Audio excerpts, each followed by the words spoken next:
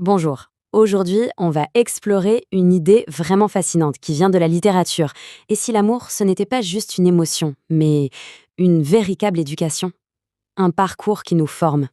Alors là, cette question, elle bouscule un peu nos certitudes, pas vrai? Ça suggère que l'amour, finalement, ce n'est pas une destination confortable, mais plutôt un processus intense d'apprentissage, de métamorphose. C'est ce voyage en plusieurs étapes qu'on va suivre maintenant. Ok, première étape de cette éducation, c'est le grand saut. Le saut un peu vertigineux entre ce qu'on pense savoir de l'amour, ce qu'on a lu dans les livres, et la véritable secousse qu'on ressent quand il débarque pour de vrai dans une vie. Et là, la distinction est vraiment cruciale. D'un côté, on a le savoir, celui des livres. C'est abstrait, c'est théorique, presque stérile, on pourrait dire. Et de l'autre, il y a le fait de sentir, l'expérience vécue, concrète, qui tout à coup donne un sens et une profondeur à tout ce qu'on a bien pu lire avant. Flaubert, avec cette phrase, il met le doigt pile dessus. C'est l'idée que tout ce qu'on lit dans les romans, tous ces grands sentiments qui peuvent paraître exagérés, eh bien une seule personne réelle, peut nous les faire ressentir. D'un coup, les clichés deviennent une réalité, notre réalité. Une réalité intense et parfois même, oui, complètement bouleversante. Et Victor Hugo, lui, il va même encore un cran plus loin. Pour lui, cette éducation par les sentiments, ce n'est pas juste un complément à l'école, non, ça la remplace carrément. C'est le vrai commencement de la vie, le moment où l'âme enfin s'éveille. Alors, une fois qu'on a commencé à ressentir, l'amour devient ce puissant catalyseur de changement. Il ne fait pas que nous éveiller, il nous transforme en profondeur. On pourrait dire qu'il nous polit. Le concept clé ici, c'est celui d'agent civilisateur. Alors, qu'est-ce que ça veut dire? C'est l'idée que l'amour agit comme une force qui nous sort de notre état un peu brut, pour nous élever. C'est ça qui va adoucir les angles, affiner notre comportement et nous rendre, d'une certaine manière, plus civilisés, plus humains. Pour comprendre ça, l'analogie avec la Belle et la Bête est juste parfaite. La bête, au début, elle représente nos instincts primaires, notre maladresse, notre côté un peu brutal. Et puis, au contact de l'amour, elle est complètement métamorphosée. Et attention, ce n'est pas juste son apparence qui change, c'est son essence même qui raffine. Et puis, il y a Balzac, qui a une vision encore plus radicale. Pour lui, l'amour, c'est une véritable renaissance morale. Il ne s'agit pas juste d'améliorer un peu ce qui est déjà là. Non, c'est beaucoup plus fort. C'est faire table rase du passé, tout oublier, pour tout réapprendre et se reconstruire sur des bases complètement nouvelles, plus pures. Cette transformation nous amène tout droit à la troisième phase de cette éducation, l'introspection. L'amour, ici, agit comme un miroir. Il nous force à nous regarder en face, à découvrir qui on est vraiment, mais aussi à mieux comprendre le monde qui nous entoure. Prenons l'exemple du jeune narrateur dans Premier amour de Tourgueniev.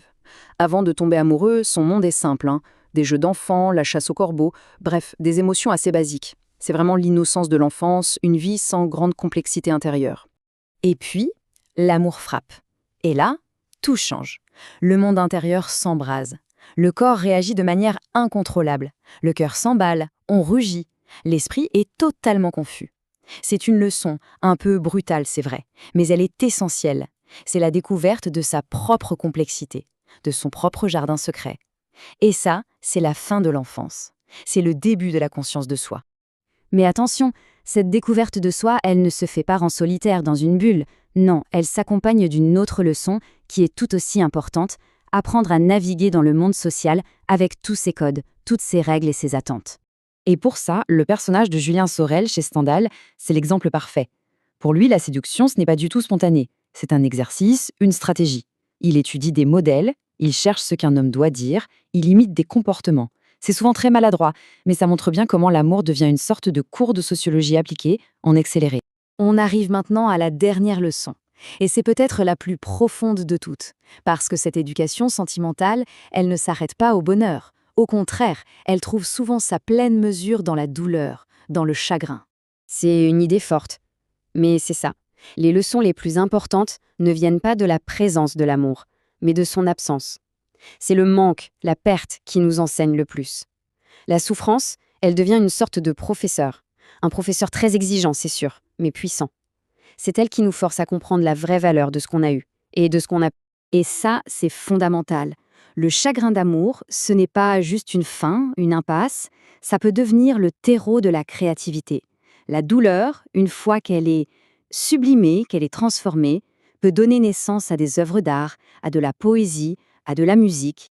On peut voir ça comme une sorte d'alchimie émotionnelle. Pensez-y. D'abord, on vit un moment intense, joyeux. C'est l'étape 1. Ensuite vient la perte, la fin de ce moment, c'est l'étape 2. Et enfin, l'étape 3, c'est là que la magie opère. On forge le souvenir. On transforme cette douleur en quelque chose de durable, que ce soit de la sagesse ou une œuvre d'art. La perte n'est donc pas une destruction, c'est une transformation. C'est ce que Lamartine nous apprend au fond. Face à la fragilité du bonheur, face à ces instants qui filent, la mémoire devient notre outil le plus précieux. Elle ne fait pas que conserver le passé, non. Elle lui donne une forme d'éternité. C'est elle qui sauve ces moments de l'oubli.